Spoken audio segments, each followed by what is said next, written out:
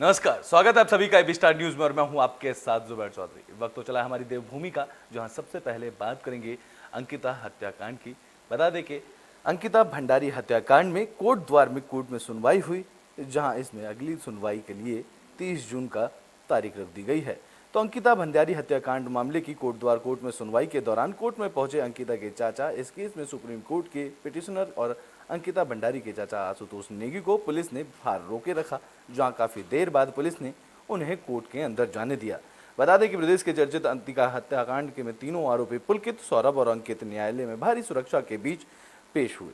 इस दौरान पुलिस ने तीनों आरोपियों की सुरक्षा को देखते हुए मीडिया और कुछ एडवोकेट को न्यायालय परिसर में प्रवेश नहीं करने दिया। इस मामले को लेकर 2 गवाहों की गवाही भी हुई।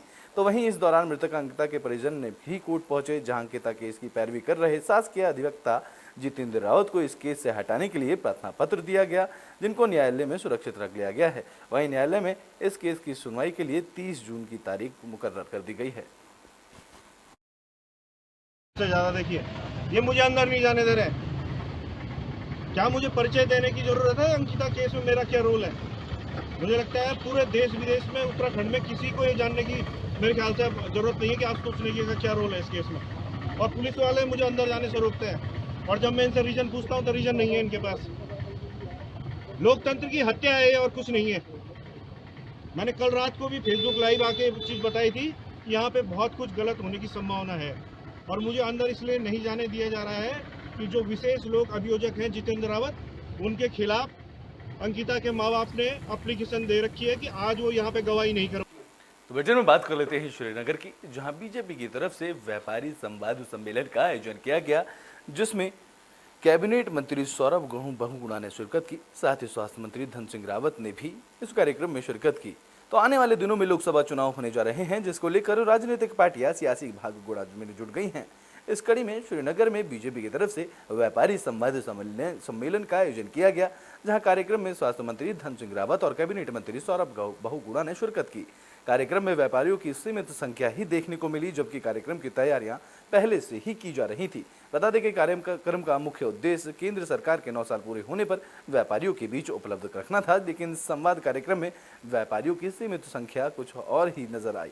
बता दें कि संवाद कार्यक्रम को संबोधित करते हुए प्रदेश के स्वास्थ्य मंत्री धन सिंह रावत ने कहा है कि आज ऋषिकेश से कर्णप्रयाग रेलवे लाइन का कार्य बड़ी तेजी से किया जा रहा है, जहां रेलवे लाइन बन जाने से इसका लाभ व्यापारियों को होगा, जिनका कच्चा माल सस्ते दामों में पहाड़ी राज्यों तक पहुंच सकेगा। पार्टी का प्रोग्राम है जिसमें कि महाजनपद संपर्क अभियान है। इसमें आज व्यापारी सम्मेलन के तहत हम यहाँ पर आए थे। पूरे हमने जो हमारी पौड़ी लोकसभा सीट है वहाँ से हमने सारे अपने व्यापारी भाइयों को और बहनों को यहाँ पर आमंत्रित किया था, और उनसे इन 9 वर्षों में जो माननीय प्रधानमंत्री जी का जिस तरीके से सेवा भाव के साथ उन्होंने काम किया है, जिस तरीके से भारत विकास के रास्ते चला है, जिस तरह से भारत सशक्त हुआ है, उनसे हमने बातचीत करी है और उनसे निवेदन किया है कि आने वाले 2024 का जो लोकसभा का चुनाव होगा, सारे व्यापारी भाई जो एकजुट होकर माननीय मोदी जी और भारतीय जनता पार्टी के साथ खड़े हों। श्रीनगर में पूरे लोकसभा के जो व्यापारी लोग हैं उनका आज यहाँ पे सम्मेलन था, और एक मत से सभी व्यापारियों ने कहा है कि मोदी जी के नेतृत्व में देश बहुत अच्छा काम कर रहा है, देश आगे बढ़ रहा है। और देश में जब से मोदी जी आए हैं तब से सुशासन का बहुत बड़ा काम हो रहा है, सेवा के बहुत बड़े काम हो रहे हैं, गरीब कल्याणों के लिए बहुत काम हो रहे हैं, और मोदी जी के नेतृत्व में आज पूरे देश में 10 करोड़ लोगों को। तो उत्तराखंड में भ्रष्टाचार को लेकर धामी सरकार सख्त नजर आ रही है। इस कड़ी में सभी कार्यालयों में टोल फ्री नंबर का बोर्ड को लगाने के लिए निर्देश दे दिए गए हैं। तो उत्तराखंड में बीजेपी ने भ्रष्टाचार पर धामी सरकार के कदम की सराहना की है, जहां बीजेपी प्रदेश प्रवक्ता मधु भट्ट ने कहा है कि भ्रष्टाचार पर सरकार का कड़ा प्रहार जारी है। उन्होंने कहा कि सीएम धामी ने सभी कार्यालयों में भ्रष्टाचार पर लगाम लगाने के लिए टोल फ्री नंबर 1064 का बोर्ड लगाने के निर्देश दिए हैं।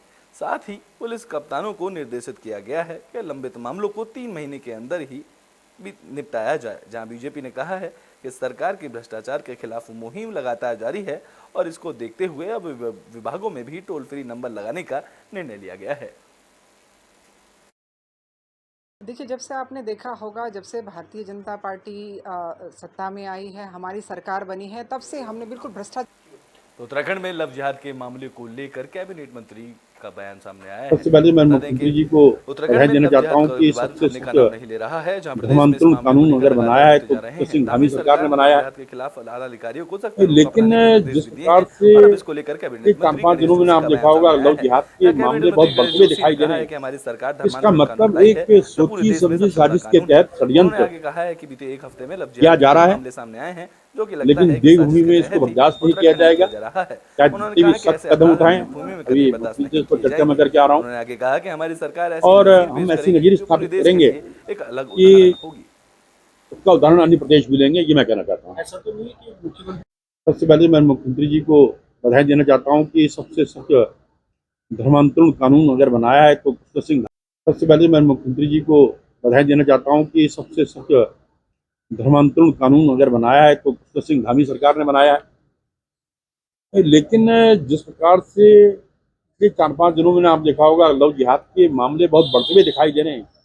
इसका मतलब एक सोची समझी साजिश के तहत षड्यंत्र किया जा रहा है, लेकिन देवभूमि में इसको बर्दाश्त नहीं किया जाएगा। चाहे जितने भी सख्त कदम उठाएं, अभी मुख्यमंत्री जी को चर्चा में करके आ रहा हूँ और हम ऐसी नज़रिए स्थापित करेंगे कि उसका उदाहरण अन्य प्रदेश भी लेंगे, ये मैं कहना चाहता हूँ। ऐसा तो नहीं है कि मुख्यमंत्री तो बुलेटिन में बात पौड़ी की कर लेते हैं, जहां बीजेपी की तरफ से बैठक का आयोजन किया गया। इस बैठक में आगे वाले होने वाले चुनाव को लेकर रणनीति बनाई गई।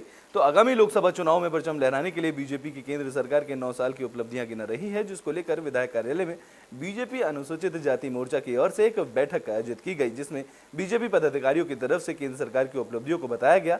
इस मौके पर संगठन के जिला अध्यक्ष नरेंद्र प्रसाद टमटा और जिला महामंत्री भक्ति लाल शाह की तरफ से कार्यकर्ताओं को एकजुट होकर घर घर तक केंद्र में मोदी सरकार की योजनाओं की जानकारी पहुंचाने की अपील दी गई।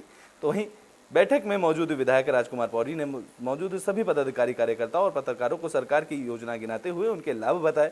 इस मौके पर विधायक राजकुमार पौड़ी ने कहा है कि केंद्र सरकार मोदी के नेतृत्व में बेहतरीन काम कर रही है, जिसके चलते देश की ही नहीं बल्कि पूरे विश्व में भारत की एक पहचान बनी है।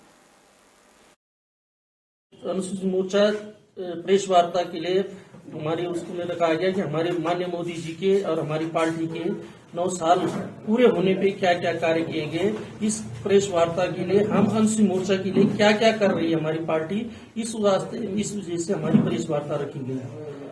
तो जो प्रेस वार्ता रखी गई हमारी पार्टी के उसमें हमारे लोगों को क्या क्या योजना क्या क्या मिल रहा है, जो चीजें पार्टी अगर हम पार्टी के साथ है तो हमारे लोगों को इसका लाभ मिल रहा है कि नहीं मिल रहा है, इस चीज को हम अपने लोगों को बताने के लिए।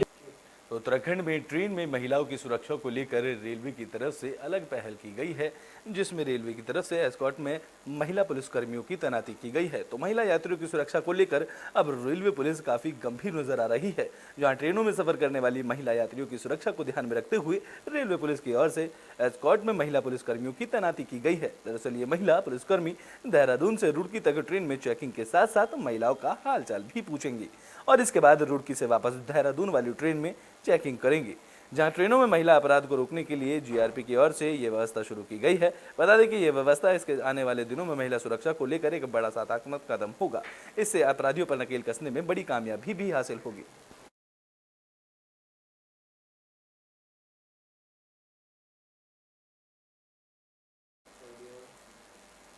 तो बुलेटिन में बात पौड़ी में कर लेते हैं, जहां गुलदार का आतंक देखने को मिला है। गुलदार ने एक युवक और एक बच्ची पर हमला किया है। तो पौड़ी में एक बार फिर से गुलदार की दहशत देखने को मिली है और इस बार ये मामला पौड़ी के तामलाक क्षेत्र का बताया जा रहा है, जहां पर गुलदार ने एक 40 साल के युवक पर हमला कर उसे घायल किया। तो वहीं जब युवक ने शोर मचाया तो गुलदार वहां से भाग निकला। बता दें कि इस दौरान आनन-फानन में युवक को जिला अस्पताल में बेहतर इलाज के लिए भर्ती कराया गया। वहीं दूसरी घटना गडोली गांव की बताई जा रही है, जहां 10 साल की बच्ची पर गुलदार ने घात लगाकर हमला किया। गनीमत यह रही कि बच्ची वहां से बच गई। जहां गुलदार ने जब हमला किया तो घर वालों के शोर मचाने से गुलदार अचानक भाग गया, जिसमें बच्ची की गर्दन पर चोटें आई हैं, जिसे उपचार के लिए जिला अस्पताल में भर्ती कराया गया। तो वहीं गुलदार के आतंक को देखकर ग्रामीणों का कहना है कि गुलदार की चहलकदमी लगातार ही गाँव में बनी हुई है। जहाँ गुलदार के हमले के बाद वन विभाग गांव तक पिंजरे तो पहुंचाए हैं, लेकिन पिंजरे अब तक लगाए नहीं गए हैं। ग्रामीणों ने बताया है कि इसके लिए उच्च अधिकारियों के आदेश का इंतजार किया जा रहा है। तो वहीं जिलाधिकारी ने घटना की गंभीरता को देखते हुए गडौली के स्कूल में 10 जून तक बंद किए जाने की घोषणा की। बता दें कि वन विभाग को कड़े कदम उठाने के लिए निर्देश दे दिए गए थे, जबकि इसके बाद भी हमलावर में मुख्य संरक्षण गढ़वाल नरेश कुमार ने बताया है कि उच्च अधिकारियों के निर्देश के बाद ही बाघ की पकड़ के लिए कोई प्रभावी कदम उठाए जाएंगे, लेकिन वन विभाग की टीम को उन्हें लगातार गश्त करने के निर्देश दिए जा चुके हैं। हाँ, उसमें हमारे अधिकारियों ने भी वहाँ दौरा किया था पीछे, और अभी भी उन पे हमने वो चौकसी बनाई हुई है। अभी डीएफओ से मेरी बात भी हुई थी, तो उन्होंने कहा कि उसमें हमारी गश्त भी जारी है और उनकी बात भी CWLW साहब से भी चल रही है। उसमें शायद ऊपर से कोई अनुमति आएगी, उसके अकॉर्डिंगली हम काम करें। जब हम यहाँ से पहले पौड़ी गए थे डीएम साहब के पास, उन्होंने हमको सीधे एम्स के लिए बोला, बड़ा आपका एक खर्च लगेगा, खाली जो लगेगा तुम्हारा गाड़ी का किराया लगेगा, खाने का लगेगा, इलाज उसका फ्री होगा। वहाँ गई, उन्होंने हमको वहाँ गई, हम भाई क्यों लाई आप इस लड़कियों को बोले यहाँ पर, किस लिए लाई बल? हमने कहा डीएम साहब ने भेजा, बट डीएम को क्यों नहीं लाया आप यहाँ पर, उनको लाना चाहिए था बोला आपको। फिर उन्होंने हम बाहर गए दवाई के लिए, फिर आधार कार्ड के लिए ये हुआ, उसका आधार कार्ड गाड़ी में छूट गया था, पर आधार कार्ड क्यों नहीं लाया बल? पर उन्होंने फिर पर्चा दिया बनाने के लिए, फिर उन्होंने पर्चा नहीं बनाया। फिर हमारा जब आधार कार्ड आया था फिर उन्होंने हमारा पर्चा बनाया। व्यवस्था तो ऐसी थी कि पहले यहाँ से तो हमें गाड़ी नहीं मिली, हम चाह रहे थे कि हमें छोटी गाड़ी मिले हॉस्पिटल से, फिर छोटी गाड़ी नहीं मिली, बड़ी मुश्किल से 108 मिली, वो भी आधे रास्ते तक मिली। फिर वहाँ से दूसरी एम्बुलेंस आई ऋषिकेश से, तो वो नशे में धुत था एम्बुलेंस का ड्राइवर, वो जैसे तैसे करके ले गया। वहाँ पे गए, 2 लोग पहले चले गए थे एम्बुलेंस में, 2 लोग गाड़ी में गए, तो आधार कार्ड हम लोगों के पास छोड़ गया था। आधार कार्ड के चक्कर में उन्होंने 1 घंटे रुका दिया कि भैया जब आधार। तो गर्मियों की छुट्टी आते ही उत्तराखंड के पर्यटक स्थल गुलजार हो गए हैं, जहां बड़ी संख्या में पर्यटक पर्यटन स्थल पर पहुंच रहे हैं। तो गर्मियों की छुट्टियों में तेज गर्मी से निजात पाने के लिए लोग पहाड़ों की ओर रुक कर रहे हैं।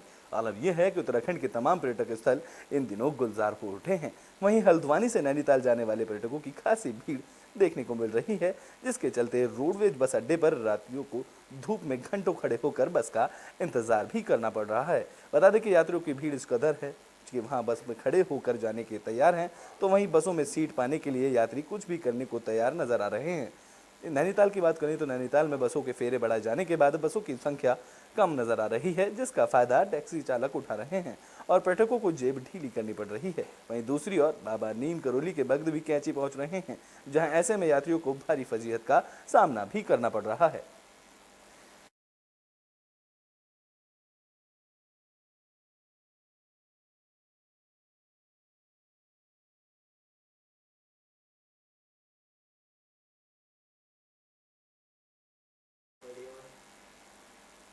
तो उत्तराखंड के बुलेटिन हमारी देवभूमि में अभी के लिए बस इतना ही। देश और दुनिया की तमाम खबरों के लिए देखते रहें एबी स्टार न्यूज़।